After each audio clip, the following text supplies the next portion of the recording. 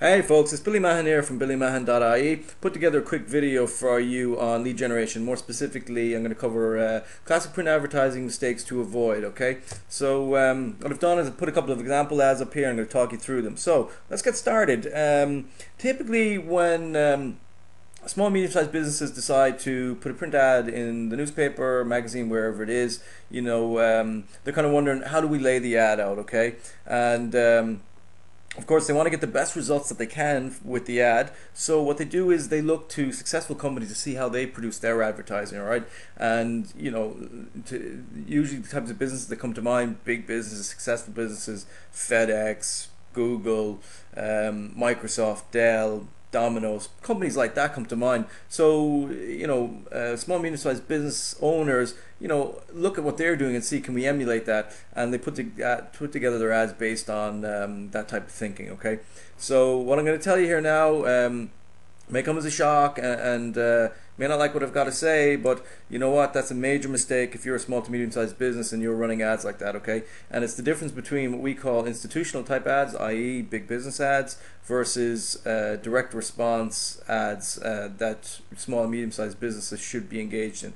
And the two ads I've got here up here, one on the left is a classic institutional ad, and the one on the right is a direct response ad. And I've got another example after this. It's even more powerful than this one, but just let's start with this and I'll take you down through it. Okay, so first of all, on our left, we've got the institutional type ad. It's the classic name in the headline type ad, folks. Okay, and if you're a small medium-sized business, this is mistake number one. Okay, by putting your name in the headline. The reason being is that nobody really knows who you are if you're a small medium-sized business. Okay, they don't know what the connection is between your name and your product or service. Unlike big companies, like I already mentioned, Domino's Pizza, immediately people think pizza when they hear Domino's. Okay, when I say the word Dell, immediately computers comes to mind. So if they put their name in the headline, people know exactly what the connection is between the name and the product or service that's being offered. So if I see Dell in the headline and I need a computer, I'm definitely going to read the rest of that ad. If not, I keep on going, right? So that's the difference between the small medium-sized business and the big business, the types of advertising that they're doing. Okay, so that's mistake number one is the headline. You need a good headline that's going to grab attention.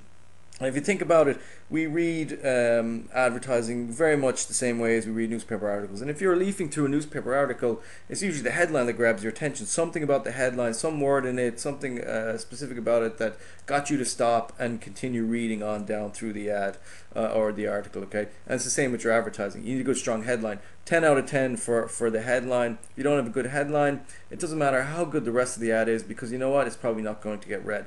So we see on the right hand side, we've got the other ad. It's got a fairly good headline with it, right? It's got 5 reasons to call JDL first for your fencing needs.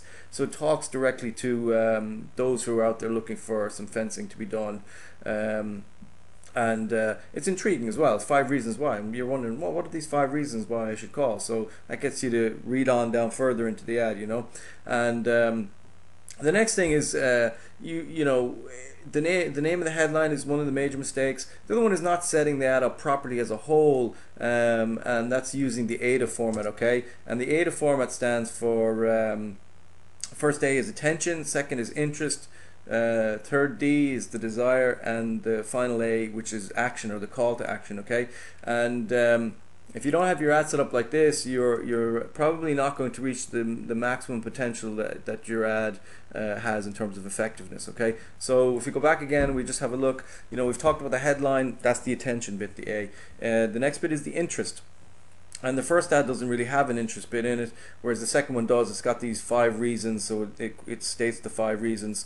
The third bit is the D for desire. And desire is about, placing your prospect in the position of them already owning your product or service and what it's going to do from the benefits.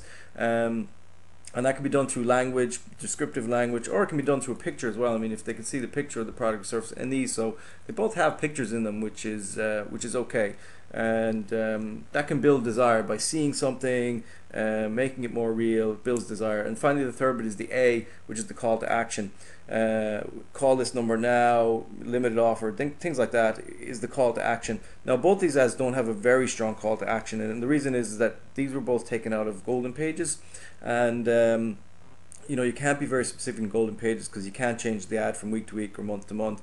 It has to run for the full 12 months, so they're more generic. However, I can tell you that the second ad had 3 times more leads per week than the first one. The first one was pulling in 7 leads per week. The second ad actually pulled in on average 21 leads per week. So massive difference just by even setting up the headline and the call to the interest and call to action that differently. Okay, so here's another one. This is a really good one. This was a piece of advertising was done in a local newspaper, had the name of the headline. I've taken the salon address out, okay, and changed the number of that, but basically that was the way it was set up. Okay, it had their opening hours, it had a couple of treatments in it like that, and that was it. Okay, so institutional advertising again with the name of the headline. And just to show you what it could look like if they changed it around, this is another piece of advertising, but this is classic direct response advertising. It's got the ADA format down to a T. It's absolutely fantastic, great example to follow. It's got attention ladies. I mean, it speaks directly to the target market that they're looking to attract. Women, for fellas, they wouldn't bother reading that, and that's okay because that's not the type of people that are looking to attract into the business. Okay, the most amazing guarantee from Sarah's Hair Salon that makes you look younger and even more beautiful. This is excellent building of interest in the reader. Okay, and also how it feels when you contact the salon for the first time and you never really know how your treatment is going to turn out. Well, at Sarah's we understand completely.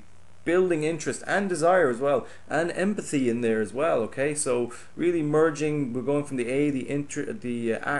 attention into the interest and the desire as well. And we're building desire then through right now 150 euros worth of treatments for only 99 euros. Book in, only 27 packages available. So here comes the call to action. But before that, we've actually got a guarantee. I'm not going to go into guarantee right now. I'm going to talk to you about guarantees in a further video I'm going to do.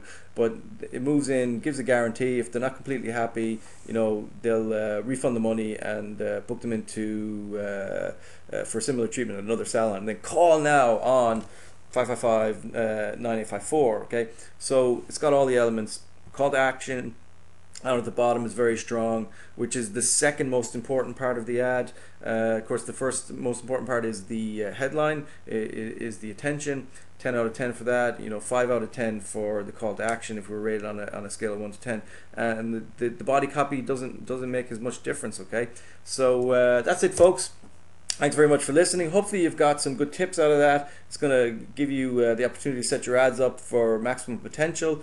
And thanks for listening. So also, just before I go, if you haven't signed up for my Bulletproof Your Business newsletter yet, then you are definitely missing out, and I advise you to get along right now to www.billymahan.ie, sign up for my business growth tips, and you'll receive videos and articles just like this one on a regular basis, help you grow your business. Okay, so thanks for listening, folks. Take care now. Bye-bye.